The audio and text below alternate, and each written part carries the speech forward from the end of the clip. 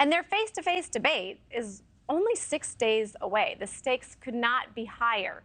Polling shows that the race is essentially tied. There's a new op-ed in The Hill laying out 4 possible outcomes for next week's race. I want to bring in the author, NewsNation media contributor, Steve Krakauer. Thank you so much for joining us. Steve, my eyes went glossy looking at all of the possibilities that you listed out. In your opinion, what is the most likely outcome?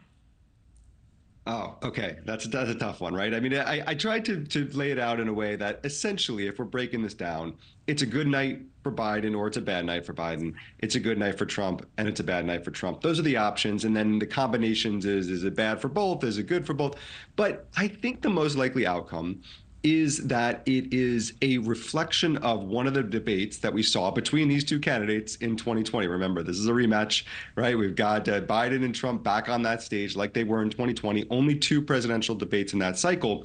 And I would say loosely, the first presidential debate that we saw was an absolute mess. I mean, it was just chaos, if you have any recollection of that. Bad night for both of them. The second debate, loosely, was a good night for both of them. They both kind of scored some points there. So I think those are the 2 most likely outcomes. And I think what's interesting right now is we have a race, as you lay out. It's very close, but the trajectory, the momentum is certainly on Trump's side in a way that it wasn't in 2020. So Biden needs a little bit more than just an even standing in that debate. I think he needs something that makes himself a clear winner, or they need to just not both have bad nights. Biden needs a good night, and he needs to really outshine Trump to really start to make an impact in this race. I mean, this is the earliest we've seen a presidential debate on the election, on the general election side, in forever. So it's a very, very key moment. Okay, and I know I'm jumping around on you a little bit. You're a good sport. I want to focus on really that first one on your list, too, because you kind of led me to that one. I want to focus on the fact that the Democrats need President Biden to perform, right?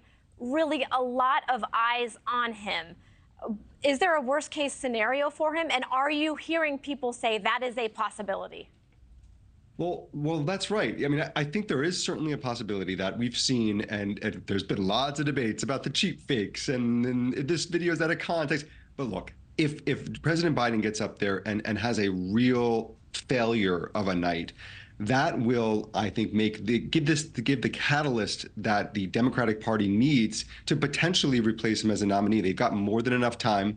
They could do it as a contested convention. They could do it before the convention. They could even do it. There's a scenario they could do it even after the convention. But it's hard pressed to understand why they would move the debate from September to June, if not for the possibility that it gives them a longer runway in the worst case scenario, where it does not appear that Joe Biden is, forget about reality, perception wise, if the perception is that he cannot beat Donald Trump and a candidate that goes in there, whether it's VP Kamala Harris or someone else, would be better, this June debate would be the opportunity that would give them the chance to really say, look, we've got time. We've got to make this move now. So I think that's a very real possibility. Let's see what happens the days after the debate.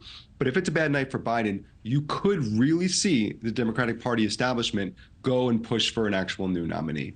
Yeah, it's funny. After I read your piece, I went down just so many rabbit holes, because you'll go down, well, if there's one failure this way, then it's just a lot. And we're not going to know until the debate happens. And I know you'll be front and center. Steve, thank you so much for joining us this morning. Thanks for having me.